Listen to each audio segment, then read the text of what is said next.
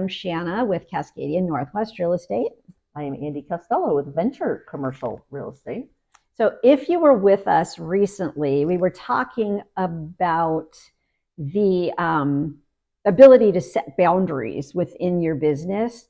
And it kind of got us talking off the air about some of the other things that are kind of the myths of being in real estate.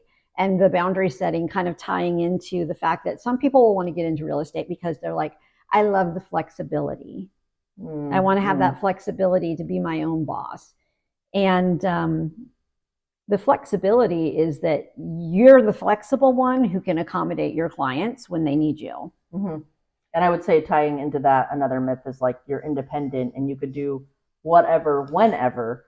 But at the end of the day, if you're not going to hold yourself accountable to be consistent with your prospecting behaviors or your follow-up with your clients, getting the transaction from start to finish and holding yourself accountable to do that, the independence and the do whatever I want, whenever I want is going to be resulted in, the income at the end of the year. Yeah, you will be poor. You will be independently poor as opposed to independently wealthy.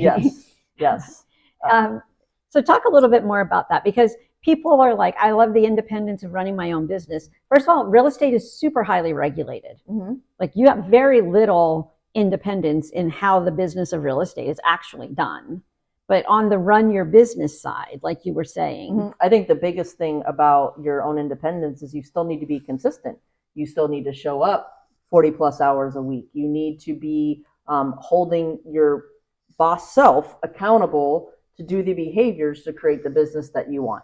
So yes, I can run my business. I can use Facebook instead of Instagram. I can, do cold calling versus buying leads. I can make a lot of decisions in how you run your business. But at the end of the day, being independent comes with having to do the behaviors and the education and the things that you need to know how to do to stay abreast of the market, understanding where the market is going, what's happening right now. And all of those things take time. Well, and they also, for some personality types, some people they don't hold themselves accountable. Mm-hmm. They need an accountability partner or a schedule or something that they can look at and say, this is what has to be done right now, mm-hmm. because they don't have the self-discipline, which guilty. I have to have it lined up, what I'm doing. Otherwise, I will go into indecision paralysis and can't decide what I'm doing next if I don't have a plan. And it's hard. I mean, we're independent. I was just asking you, like, hey, we're doing a great job with these videos. I'm really not good with my other social media videos and doing Instagram reels. Maybe we should set like a date where we're like working together but independently to hold ourselves accountable. Exactly. If I know if I have an appointment with you for an hour to sit down and do a bunch of reels, I don't need you to hold my hand to do them. I just need somebody to hold me accountable because I know in this area of my business I'm not good. So I'm trying to set up a system to be better at that part of my business. And so, being independent means I know what my weakness is. Now, how can I stopgap that? How can I, use my CRM better? Or how can I, have a schedule, write a list, whatever it is that's going to work for you. Absolutely. Creating those tools is really important. That yes, I can then, be doing some of those things if I'm a night owl at 11 o'clock at night versus 8 o'clock in the morning, but I'm still getting them done. Yeah. And a lot of people will say, like, I don't want to have a boss. You have to have a boss. You have to boss yourself. And I will say sometimes to my best friend when we'll be like, I'll be complaining about something going wrong in the business. And she's like, well, how did that happen? I'm like, because my boss is lazy. Or because my boss dropped the ball. But it's me. Mm-hmm. One of the other things that people think about real estate, as we're talking about myths of getting into real estate, is that I like looking at houses. I'm a people person. So this will be like a fun side hustle or a fun part-time job. And I'm not saying that you can't have some success part-time. I started out part-time because I didn't have the means to say, I don't want any more paychecks. I'm going to wait for my first commission. I needed paychecks to still come in before that first commission. So I started out part-time, but it was really hard because I would be committed to my other job when offers were due or when the deadline passed, the deadline happened, and I've written my offer, but they're now calling me 30 times because they've got multiple offers and want highest and best. Mm-hmm. And I can't stop what I'm doing to go do that because I had the kind of job where I could not even look at those calls. Mm-hmm. And so the ability to do it part-time is very tricky, and you cannot do this business part-time without assistance. Yeah, I think it's really, certainly on my side of the business, it's very difficult because we're so Monday through Friday, 8 to 5. If your part-time job is Monday through Friday, 8 to 5, it's very difficult because that's when our colleagues are working. And so it's not like I can be like, well, I'll just do that on the weekend. Right. It's like you're not going to get anything done. And it goes back to the conversation we had before. It's harder to set boundaries when you're working all hours because then your clients are expecting you to work all hours.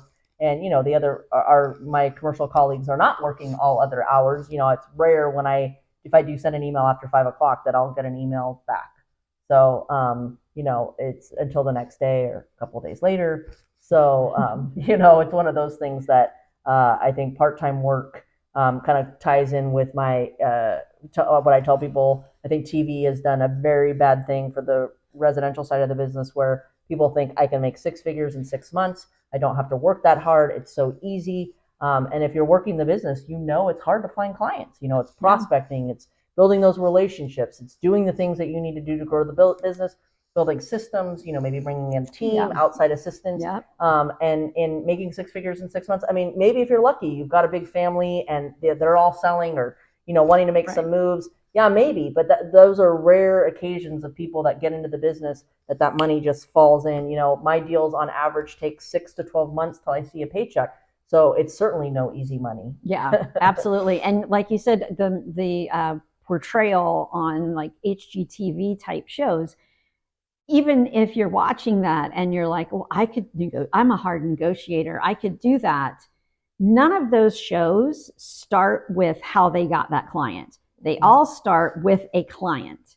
Mm-hmm. And when you get into real estate, you think, I'm just going to put up my sign, I'm licensed now, and then I'll just start working. And people will call you. And that's not real. That doesn't happen. And so 50% of your business, 80% in the beginning is how are you getting clients? Mm-hmm. Yeah, I agree. I tell people. And that you don't get paid for that part of your job. Yes. Just FYI, you're not getting paid to go find clients. Yeah, I tell people, and I've said it for a long time, the business is 90% prospecting. Because if you have no clients, none of it matters. All your systems, none of it matters if you've got nobody to service.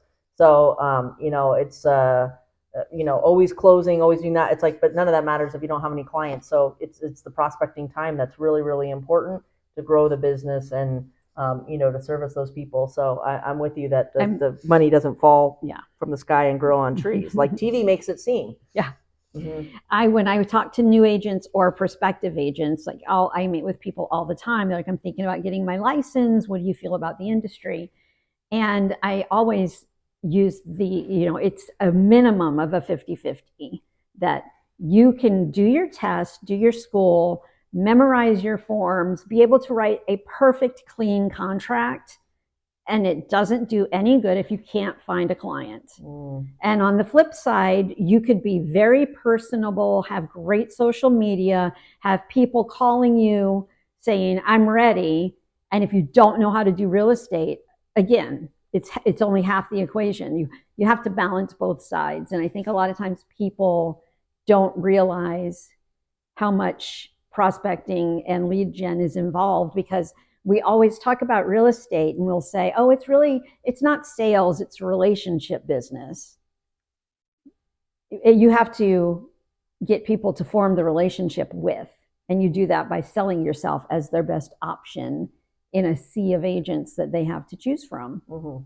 Yeah, fortunately, I don't have the sea as much because I prospect differently than my colleagues. But yeah, you still have to sell yourself and look knowledgeable and, actually be closing business and doing business, right? It's not enough just to be like, I have my license. There's, staying on top, and especially with the changes that are happening on your side of the business and, staying on top of what's happening to be proficient and on top of your game is also a big part of it. So if you're a real estate agent, what is one of the things that took you by surprise when you started working? Because we all come into it with expectations, and I'm sure everybody has had a little something that made them go, oh, I didn't know that was going to be part of the gig. So hit the comments, give us a like and a follow as well if you don't mind, and let us know what you've learned that you didn't expect. Yeah, thank you so much for watching this week. We appreciate it. Take care of yourself, and if you can, someone else too. We'll see you next week. Bye.